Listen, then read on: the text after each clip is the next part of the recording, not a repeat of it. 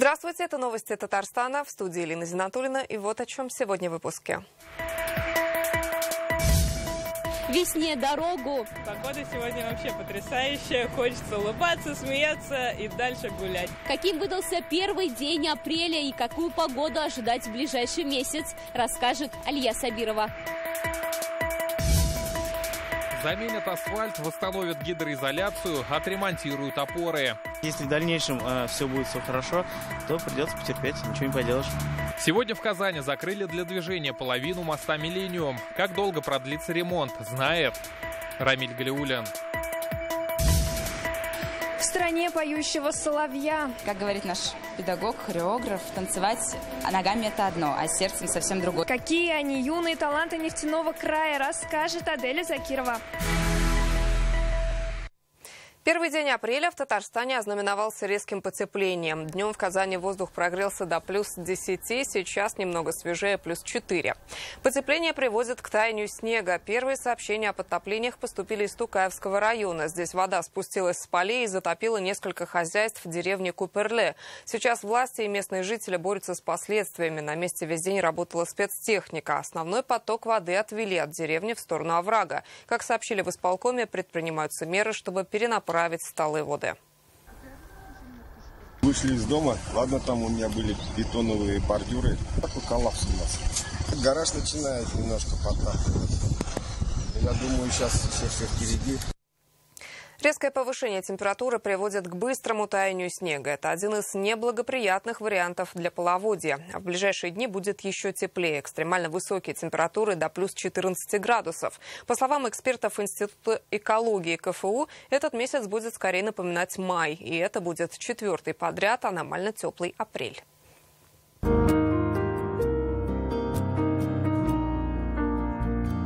Погода сегодня вообще потрясающая. Хочется улыбаться, смеяться и дальше гулять.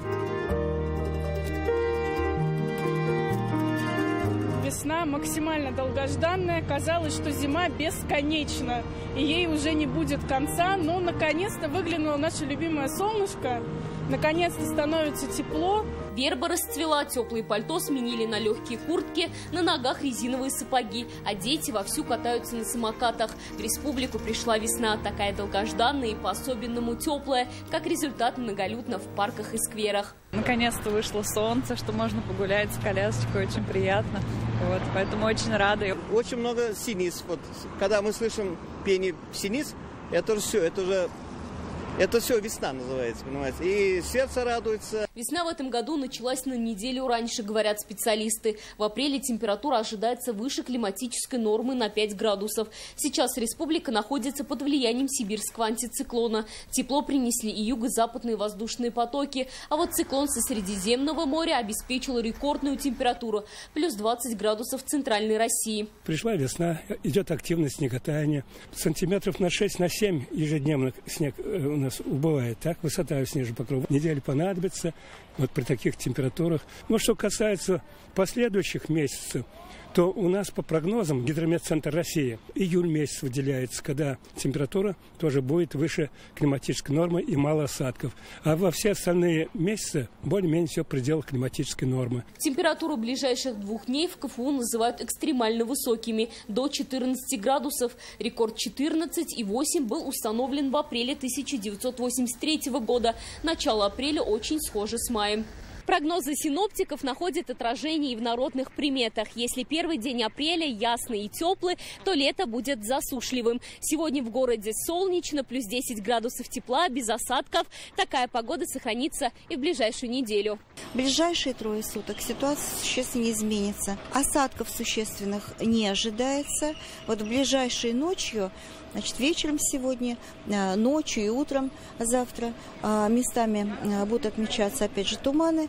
Вот. Что касается температур, то они положительные. Ночью в ближайшие 3 суток ожидается от 0 до плюс 7 градусов, а днем в эти дни от 8 до 14 градусов тепла. Такая погода благоприятна и для аграриев, говорят специалисты. После засушливой осени почва насыщается влагой. Совсем скоро приступит к подкормке озимых. Предстоящее тепло на этой неделе, которое мы ожидаем, позволит нам, в принципе, очистить поля от снега. Будет быстрый сход снега. И мы уже со своей стороны должны оперативно провести подкормку, дать стартовое питание нашим озимым культурам. Рассада садоводов-огородников уже ждет своего часа. Ильшат Мухмадиев посадил томаты, перцы и огурцы. Надеется, что в открытом грунте они окажутся уже в этом месяце. Посадили где-то в начале марта, наверное. И если все нормально будет, погода как придет, будем сажать. Такую весну ощутили и птицы. С дальних краев в Татарстан вернулись скворцы. Истинных вестников весны уже заметили в некоторых районах республики. Алия Сабирова, Ляйсан Саитова, ТНВ, Казань. Самое опасное время для любителей зимней рыбалки. Так спасатели сегодня утром вытащили из Казанки 74-летнего рыбака. Ему повезло, центр ГИМС находится у Кировской дамбы, и мужчина начал тонуть в пределах видимости МЧС. Он громко звал на помощь. Рыбака оперативно спасли и передали медикам. Лед на реках уже не выдерживает веса человека, и, как показывает сегодняшнее происшествие, выходить на него смертельно опасно. Сейчас по республике работают 10 круглосуточных временных постов МЧС с суднами на воздушной подушке. Они находятся на крупных реках Татарстана, в Казани, Набережных Челнах, Лаишевском, Мензелинском и других районах. Как мы сегодня видим, в ходе мониторинга ледовой обстановки было выявлено несколько опасных мест, на которых толщина льда составляет от 15 до 20 сантиметров. Но не стоит забывать о том, что лед сейчас уже становится рыхлым, менее крепким и больше вероятность провалиться. Сегодня в Казани на ремонт закрыли половину моста «Миллениум». Недоступной для проезда стала часть от Вишневского до Фатыха Амирхана. Для проезда водителей теперь лишь его другая сторона. Напомним, первый почти за 20-летнюю историю «Миллениума» ремонт провели в прошлом году. В этом завершающий этап. Сегодня утром после ограничения движения казанцы встали в пробках. Они растянулись на несколько километров. Когда откроют движение по «Миллениуму», знает Рамиль Галиуллин. Редкий случай, когда по дороге на мосту «Миллениум» можно пройти пешком. Работы затронут путь от улицы Вишневского до Фатыха Амирхана. А на время работ организовано двустороннее движение на другой половине сооружения. По такому же принципу в прошлом году ремонтировали первую часть моста. Сегодня на закрытой половине уже работает дорожная техника. Вот сегодня начали, в 8 утра, снимаем асфальт, верхний слой. Заменят все слои дорожного покрытия, восстановят гидроизоляцию, установят подсветку, частично отремонтируют пролеты и опоры. В первый день перекрытия движения транспортных заторов избежать не удалось. С утра казанцы встали в пробках. Их длина составила больше 3 километров. Но водители признаются, готовы потерпеть неудобства. Ну, каждый год разбитый, колея большая слишком. Мне кажется, уж надо раз сделать нормально и все, потом не возвращаться. Вообще, это «Миллениум» и ремонт этих дорог мы сталкиваемся, будучи водителями, периодически. Периодически. И я думаю, казанцы уже к этому привыкли. Часто двигаюсь по этому мосту каждый день, практически по 2-3 раза проезжаю. Ремонт, знаете, ремонт нужен все-таки, поэтому приходится терпеть. Если в дальнейшем все будет хорошо, то придется потерпеть, ничего не поделаешь.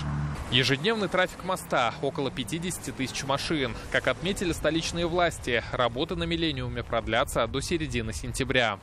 Будем надеяться, что получится более ранние сроки, но это мы называем общую дату с учетом пусконаладочных работ по подсветке. Будем стремиться раньше, но по графику 15 сентября. Как подчеркнули в исполкоме, сейчас нагрузка возрастет на Кремлевскую и Третью транспортную дамбы. Ремонтировать «Миллениум» будут круглосуточно. Но, тем не менее, всем автомобилистам советуют заранее продумать маршрут с учетом дорожных работ. Рамиль Галиуллин, Рамзиль Гарипов, ТНВ, Казань. Тающий снег обнажает сезонные проблемы. Для Нижнекамска это ямы, мусор и грязь. Сегодня глава района Рамиль Мулин поставил задачу до конца недели завершить вывоз снега и уборку дворов от мусора. Как раз с этого дня стартуют 2 месяца санитарно-экологической очистки. Субботники и средники будут проводить каждую неделю.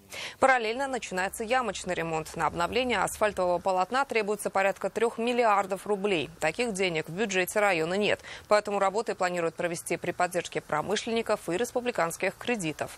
Пока на ямочный ремонт в районе дополнительно выделили 30 миллионов рублей. Максим Геннадьевич, чтобы в конкурсе до 10 июня, не в течение года, а до 10 июня, чтобы все работы по ямочному ремонту были завершены. Поэтому оперативно провести сессию, распределить деньги, провести конкурс и чтобы оперативно нужно привести город в порядок. Новые правила призыва, пересдачи на права и перепланировки квартир. Сразу несколько изменений в законах, которые существенно изменят жизнь россиян, вступили сегодня в силу. Среди них также повышение пенсий, запрет так называемых наливаек и борьба с контрафактной одеждой. О самом главном в нашем обзоре.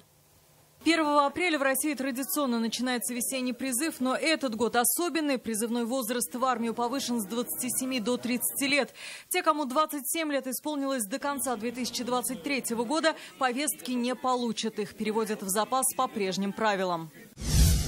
С апреля начнут действовать новые правила сдачи на водительские права. Теперь попробовать быстро получить документ повторно не получится. Увеличился срок, который нужно выдержать после 3 провалов на экзамене. Сейчас на 4-ю пересдачу можно прийти не раньше, чем через 3 месяца. С апреля сдать практический экзамен повторно можно будет только через полгода. Важные новости есть и для тех, кто затеял ремонт. С 1 апреля вступил в силу новый порядок оформления перепланировки квартиры. Теперь многие изменения внутри жилища, которые считались реконструкцией, будут называться перепланировкой и потребуют согласования с муниципальными властями. Сдавать жилые помещения в многоквартирных домах, в том числе на короткий срок, можно будет только при наличии коммунальных счетчиков и соблюдения прав и интересов соседей. Регионы получат право самостоятельно запрещать работу наливаек в многоквартирных домах. Так называют магазины, которые работают круглосуточно, торгуя при этом алкоголем. Теперь же местные власти смогут ограничить время продажи спиртного в подобных заведениях. Работать после установленного времени смогут только полноценные рестораны. В апреле ожидается традиционная индексация пенсии. Повышение составит 7,5%. Изменения коснутся более 4 миллионов россиян. Маркировка появится на новых видах товаров. В списке теперь и верхняя одежда. Маркировать придется шубы, спортивные костюмы, пальто и плащи, пиджаки, брюки и другие. Алия Хайрудинова, Рамиль Галиуллин, ТНВ, Казань. Председатель Зеленодольского суда может возглавить Верховный суд Татарстана. Кто он? 43-летний кандидат. Читается в интернет-газете «Реальное время». Рустам Минниханов сегодня провел заседание Республиканского оргкомитета по подготовке и проведению игр стран БРИКС. По видеосвязи участие принял министр спорта России Олег Матыцын. Еще в январе Федеральный оргкомитет утвердил план мероприятий. И в республике созданы рабочие группы по всем направлениям подготовки. Раис Татарстана поблагодарил за возможность проведения в Казани столь крупного международного события. Олег Матыцын отметил большой опыт Татарстана. В феврале успешно провели первый мультиспортивный турнир «Игры будущего». Предстоящие игры БРИКС занимают важное место в спортивном календаре, поэтому ведется тщательная работа со спортивными федерациями по подготовке сборных команд. Турнир пройдет с 10 по 26 июня. Ожидается около 5000 участников из 75 стран. Задействуют 18 спортивных объектов. В программе 29 видов спорта. В рамках подготовки к саммиту и играм стран БРИКС в Казани начинают масштабную реконструкцию дорог и коммунальных сетей. На улице Право-Булачная заменят тепловод на московской сети водоканала. Трубы здесь проложены более полувека назад, и в последнее время случались аварии и просадка грунта. Движение на этих улицах на ближайшие 2 месяца ограничат. Как можно будет проехать и что изменится в работе общественного транспорта, расскажет Дмитрий Аренин. У нас ведь в Казани трубы-то давно изношенные, и здесь постоянно то там прорвет, то тут прорвет. Житель центра Казани Фарида Исламова рада, что на Московскую наконец-то пришел ремонт сетей водопровода. Ради этого она готова потерпеть все неудобства и шум за окном. Без этого никак нельзя. Тут и строят, и ремонтируют. Ну куда деваться-то? В городе ведь живем. На Московской работа охватит участок от улицы Яхин до переулка Кирова. Сегодня строители сделали котлованы. Новый водопровод из полиэтилена проложат параллельно изношенной трубе, которую оставят в земле, залив бетоном. Старая будет труба тампонироваться бетоном. Просто будет лежать в земле, да? Мы туда бетон закачаем полностью, вот это вот труба, чтобы провалов не было. Вот Этот водопровод 300 со стороны Яхина будем подключать на 630-ю, чтобы закольцовку сделать, чтобы давление было в городе. Воды. На новом, ну вообще в городе, как бы в этом районе давление воды нормализовано, чтобы было. На время ремонта на Московской для транспорта закроют 2 правые полосы. Движение в обе стороны пустят по 2 оставшимся. На улице Право-Булачная работы стартуют 10 апреля. Здесь поменяют 700 метров тепловода. Будут закрыты тротуар и левая проезжая часть от 13-го дома до Жарковского моста. Также отключат тепло в 21 доме. В этом году мы усилились дополнительно за счет федеральных программ модернизации коммунальной инфраструктуры. У водоканала своя инвестиционная программа за счет увеличения тарифа действует последние 3 года. И благодаря этому мы имеем возможность реализовать масштабные проекты по замене, перекладке, реконструкции сетей. Мы в прошлом году ту сторону правобулачной, ближе к кольцу, ближе к улице Татарстан, ремонтировали, перекрывали.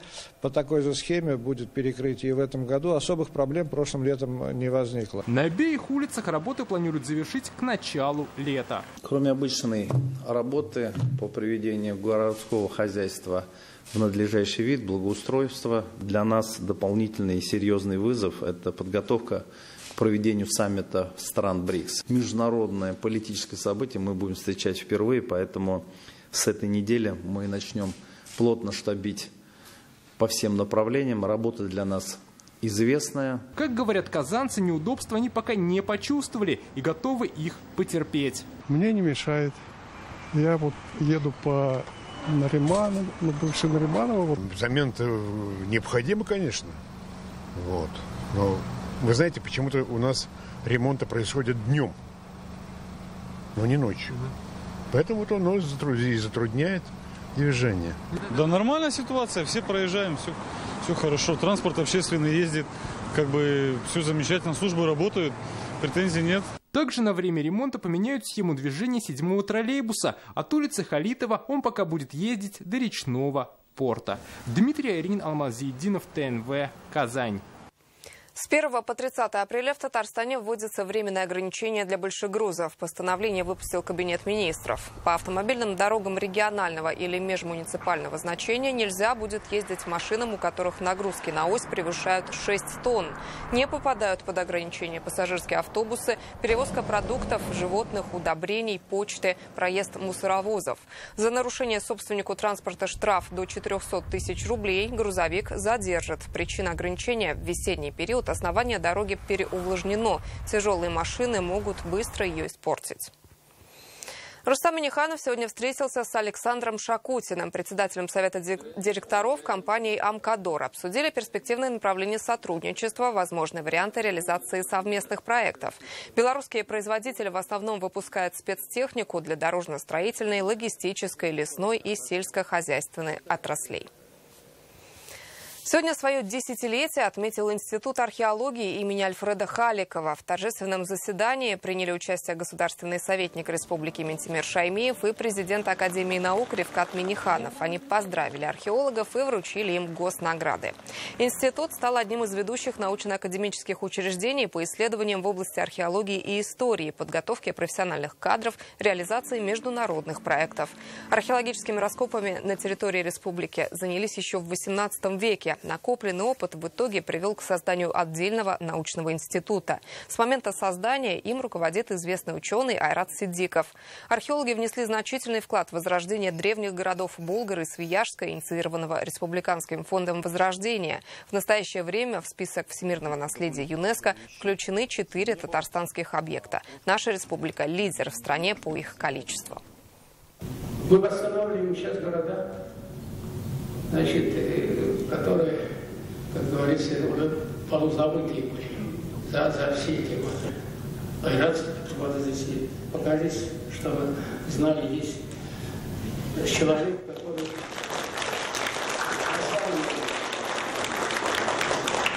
с таким старанием, знаниями и устремлениями, ведет археология, казалось бы, она-то ушла, а мы-то пошли вперед. А без нее мы скоро становимся, если археология вместе рука об руку не идет. На самом деле это и в части затрат, и в части знаний, и так далее, и так далее.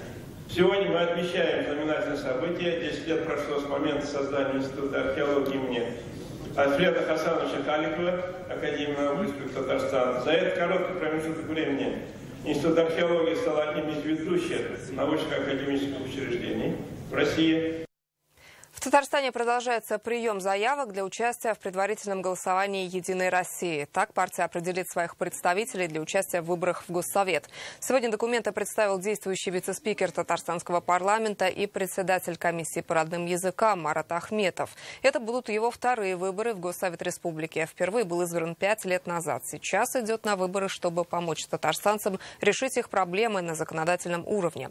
Прием документов продлится до 25 апреля. Кандидатов определят путем рейтингового электронного голосования с 20 по 26 мая. Сами выборы в Госсовет пройдут в сентябре.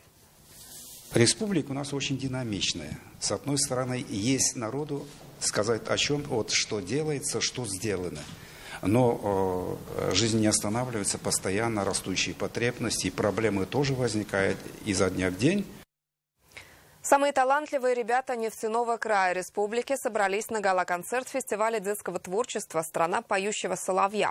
Коллективы, ансамбли, сольные исполнители и дуэты. Больше сотни детей из 12 районов Татарстана приехали в Альметьевск. Фестиваль проводится в 27-й раз, и он стал не только кузницей талантов, но и молодежным движением.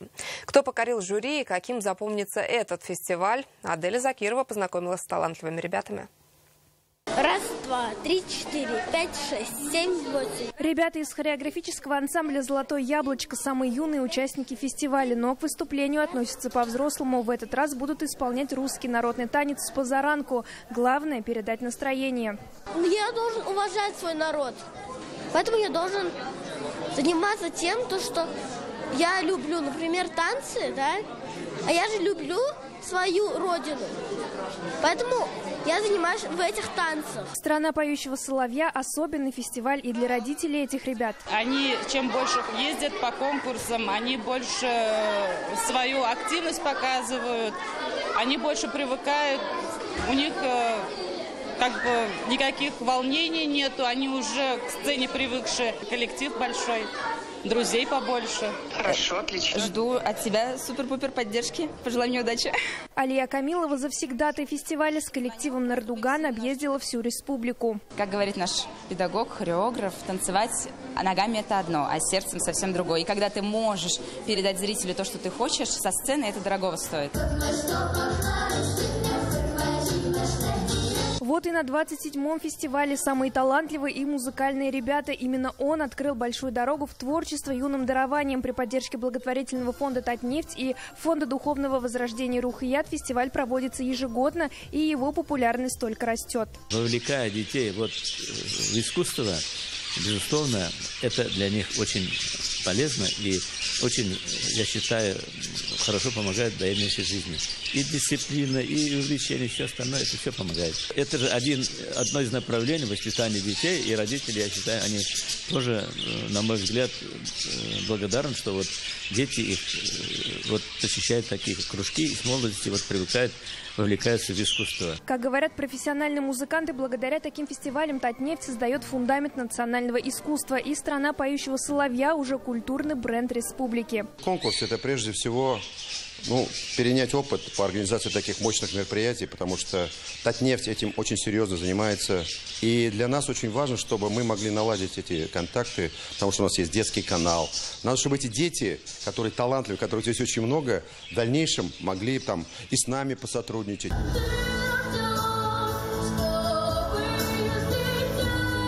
Десятилетний Амир Авзалов стал обладателем гран-при в номинации «Вокал». Это его первое достижение на творческом пути. Я в первый раз победил в этом конкурсе, и во мне просто разрыв эмоций. Я расскажу всем своим знакомым. Я рад. Он очень мечтал победить. И вот наша мечта сбылась. Человек дышит музыкой, он постоянно слушает песни, он очень активен на занятиях. Это талант. Награды вручили лучшим по 6 номинациям. Проигравших на этом празднике талантов точно не было. Аделя Закирова, Ира Хабибуллин, ТНВ Альметьевск. В Нижнекамске прошли гастроли Московской школы-студии МХАТ при поддержке компании «Сибур». Представили 2 спектакля, выставку костюмов и провели несколько мастер-классов по актерскому мастерству. Уникальный шанс получила нижнекамская молодежь. Для них московские педагоги провели прослушивание. Это первый этап поступления в вуз. Впервые на сцене в Нижнекамске представление от актеров знаменитой школы-студии МХАТ. Энергичная музыка, зажигательные танцы и спецэффекты, семейный спектакль «Секрет Биду-Бибу» очаровывает зрителей. Подростковый возраст – самая как раз такая тема интересная. Очень здорово, классно и подача супер. Мы в восторге, очень довольны. Я даже всплакнула, где про маму было. Прямо от души всем советуем. Программа театральных гастролей насыщенная. Несколько мастер-классов, выставка античных костюмов и 2 часовых спектакля. Их поставили студенты выпускного курса школы. Наши спектакли были сделаны тоже сообща студентами, сценографами, художниками по свету. В этом участвовали. Вот то, что вы увидите, это вот делалось всей школой, всеми молодыми людьми. Мы, конечно, так окрылены вниманием к школе, к вниманию зрителей. Также московские эксперты заслушали проекты представителей культурной сферы города. А для творческой молодежи, которая мечтает стать актерами, провели прослушивание. 3 нижнекамских школьника прошли его успешно. Теперь у них есть шанс поступить в один из лучших театральных вузов страны. Когда люди занимаются творчеством и не обращают ни на что внимания, а занимаются своим делом, мне это радостно. И хотелось бы, чтобы этого было больше. Надеюсь, что на этих городах мы все больше и больше городов осваиваем, где присутствует СИБУР. Театральные гастроли – совместный проект школы-студии МХАТ и компании СИБУР. Он реализуется в рамках программы «Формула хороших дел». За 3 года сотрудничества московская школа посетила порядка 18 городов по всей стране. Мы, как СИБУР, стремимся, чтобы качество жизни, уровень культуры в городах, где мы присутствуем, повышался. Вот это наша основная задача как компании, потому что все-таки в городе у нас крупное предприятие работает. За 2 дня гастролей с творчеством московской студии познакомились несколько сотен нижнекамцев. Теперь знакомиться с жизнью города будут актеры. Всей труппой они посетят предприятие «Нижнекамск-нефтехим». Ради Фархулина, Алена Струменская, Ирик Хабибуллин, ТНВ Нижнекамск. Это были новости Татарстана. Еще больше информации в нашей группе ВКонтакте и Телеграм-канале. Сейчас прогноз погоды с Наилем Дзихате. До встречи в 21:30.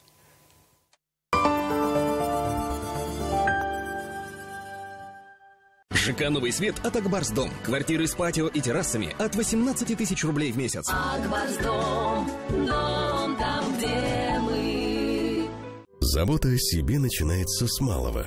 Больше гулять, работать в саду. А забота о финансовом здоровье начинается в офисах Центра Финанс. Воспользуйтесь акцией на деньги с ежедневным платежом 0 рублей для новых клиентов. Узнайте больше о том, как улучшить свое финансовое самочувствие в офисах Центра Финанс. Как уничтожить колорадского жука? Карада с усиленным эффектом. Убивает и жуков, и личинок. Карада защищает картофель надолго.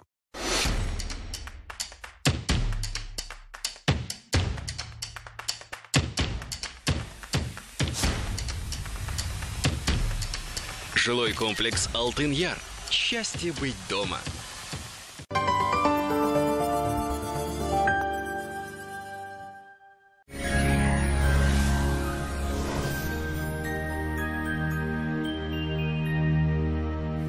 Здравствуйте, Исельмисис. В первую неделю апреля в Татарстане ожидается ощутимое потепление. Сейчас подробнее.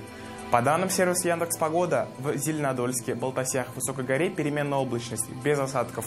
Температура днем от 8 до 12 градусов, ночью от 3 до 5 градусов тепла. В Буинске, Дрожжаном и Апастово облачно с прояснениями, осадков не ожидается. Температура днем от 9 до 13 градусов, ночью 4-5 градусов выше 0. В Нурлатах, Черемшане и Аксубао будет облачно с прояснениями, без осадков. Температура днем 11-12, ночью 4-5 градусов тепла. В Набережных Челнах, Агрызе, Сарманово переменная облачность, осадков не прогнозируют. Днем плюс 10-12, ночью плюс 4-6.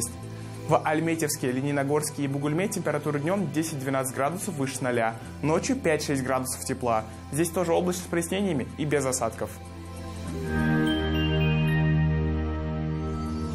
Потепление обещают и во всех туристических городах республики. В Свияжске температура днем плюс 12 градусов. Будет переменная облачность, без осадков. Ночью плюс 5 градусов. В Болгарах днем плюс 8, ночью плюс 3. Здесь будет облачно с прояснениями. Осадков не ожидается. В Елабуге облачно с прояснениями, без осадков. Температура 11 градусов тепла днем и 5 градусов тепла ночью. В столице Татарстана тоже тепло. Днем 11, ночью 5 градусов тепла. Атмосферное давление 752 миллиметра ртутного столба. Ветер южный чуть более 4 метров в секунду. Влажность 60%. Магнитное поле Земли спокойное. Это все о погоде. Всего доброго. Всем весеннего настроения.